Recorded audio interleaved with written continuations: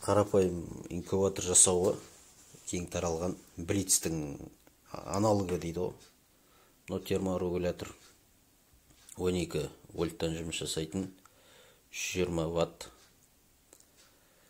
Бұның 220 ваттығы да бар, вольт бар. Бұл енді блок питаниемен жұмыс жасайтын. Бұл арзандардың ішіндегі ең жақсысы, кең таралғаны осы да. W3002 болу керек. Қытайша жазылғаны бар, ағылшынша жазылғаны бар. Бұл қазір қол жетімді баға. Алматы жақта арзан, көбіне арзан бұл. Яғни жақсы жұмыс жасайды. Бұл блок питание 120 ваттық, 10 амперлық. Бұдан да кішілер бар. Бұларды жарай береді. Мен әдейі үлкен алдым. Бір жоспарлар болды. Бұл кулер қарапайым, кулер компьютердің желдеткіші 10-0-24 амперлық болу керек. Спиралы нехром 0,5. Бір спирал деген 24 ватт. 24-24 енді 50-ге жақын ватт қой. Блок питание көтереді оны. Терморегуляторында көтереді. Тоқтан еш хабарым жоқ. Енді үйреніп отыр бұл. Бұны жаңа қаңылтырдан да жасауға, спиралды бекіткен кезде кулерға. Немесе сыммен, немесе болтпен. Мына жоғарыда тұр ғой. Фонарик, свет жарық түсіп тұрған жер. Кім әр қалай енді. Бұны жалғау проблем жоқ. Плюс-минусын шастырып алсаң, менің жағдайымда ауысып кетіп, замокайны болған ештеңесі жоқ та. Ауысып кетеді, жанбайды, теріс айналдыра салам. Ол терморегулятор жалғасам да, қыздырғыш элементін жалғасам да, блок питание жалғасам да. Анадан сұрайсың, интернеттен қарайсың, ең басты осы кулер, спирал. Спиралды қолдан жасап алуға болады. Калькулятормен есептеп, немесе не өлшейтін прибор бар, атын ұмытып қалып тұрмын. Солмен амперметр ма, солмен өлшейсің. Болды. Блок питание сатып ал, терморегулятор сатып ал. Немесе дайын спиралдар бар да сататын. Мен жаңылмаса бұны 300 теңгеге алдым. Спирал, кулер, және терморегулятор, және блок питание, және қорабы. Мен бұны ағаштан жасадым. Герметичіне қолдан келгенше теплородпен қаптап ішін. Байқау керек болды да, қалай жұмыс жасайды. 2 рет дұрыс шығарамадым, үшіншісінде жақсы шықты. Егер жақсы шығып атсам, қорабын сөгіп тастайым деп, қазір сөгіп тастадым қорабын. Енді дұрыс материалға, мысалы, жинаймын. Сенгович панель ма, басқа ма бар ғой. Соларға ауыстырам. Кулердің түрі бар, үлкені, кіші 220 мен жасайтын да бар. Бұлар жай кулер ғой, көрсетіп отқан. Манағы айтқан тек қана 3-ақ нәрсе. 3 дегенде 4 нәрсе ғой, спирал, нехром. Және терморегулятор, блок питание болды. Біздікі жаңа инкубатор жасаудың шағын домашний түрі, 100 жұмыртқа сиятыны. Промышленнийлер бар, қыздырғыш элементтің түрі де бар да. Бізге қазір бастамасына осы жарайды.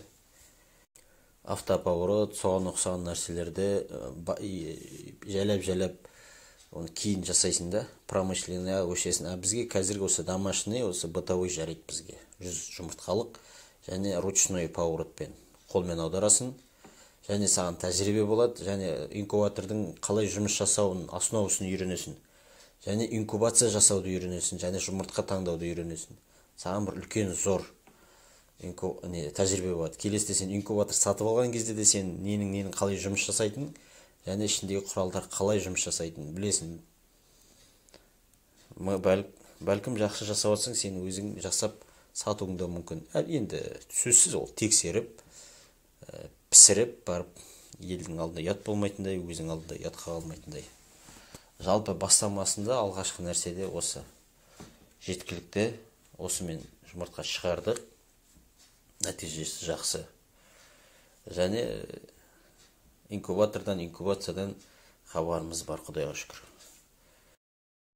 Аз болса да енді, бірақ бастауыш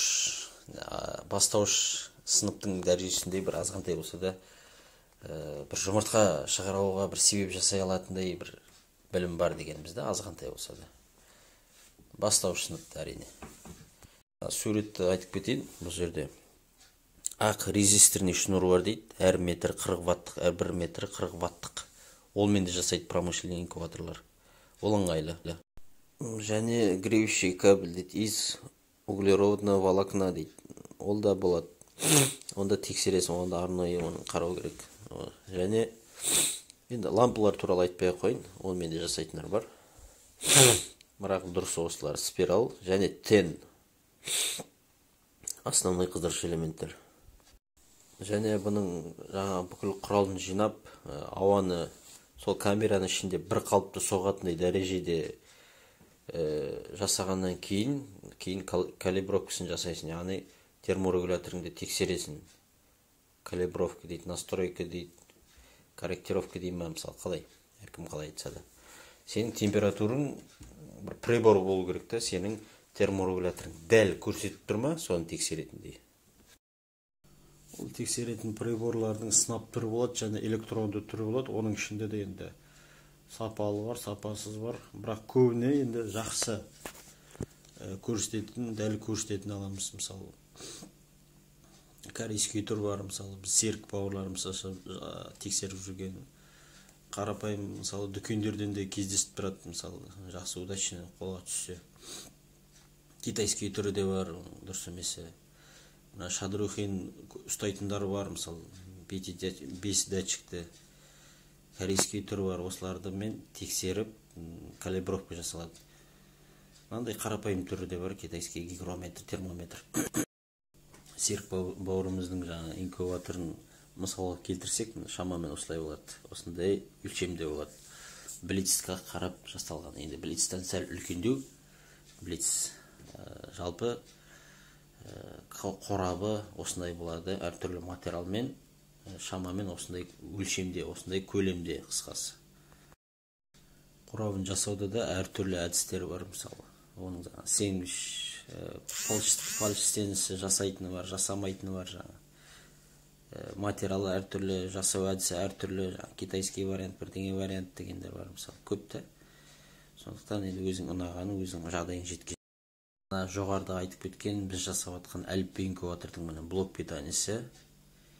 Осы керек, оның түр-түрі де бар, және терморегуляторы 220 мен 12 вольтпен жасайтын, және кулер, компьютердің кішкентай кулері, осы нәрсе. Және мана нехром спирал болды. Осы үш нәрсені, яғни 4 нәрсені, және өзіңе ыңғайлы болған қорап, осылай жасайсың. Блицқа қарайсың, ютубтан қарайсың, біреуден сұрайсың, электрик біреулер болса солармен ақылдасасың, жалпы қауіпсіздік ережесін сақтай отырып, кішкентай нәрсе болса да мән беріп, дұрыстап, мұқияттап, 100 жұмыртқа үшін бүкіл үйіңді жақ жіберуге тоже болмайды да, сондықтан әбден ойланып, жақсылап тұрып жасау керек.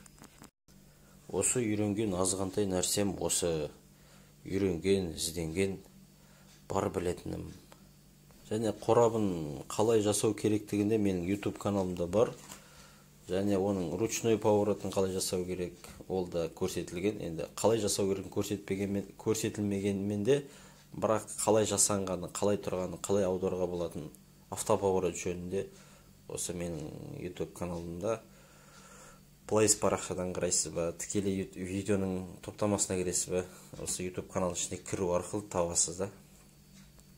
Бұл роликта инкубаторды қалай жасау керек және қандай құралдар пайдалану керек турасында айтылған. Сондықтан алдағы видеода инкубацияны қалай жасау керек және жұмыртқаны қалай жасау керектігін түсіруге тырысамыз.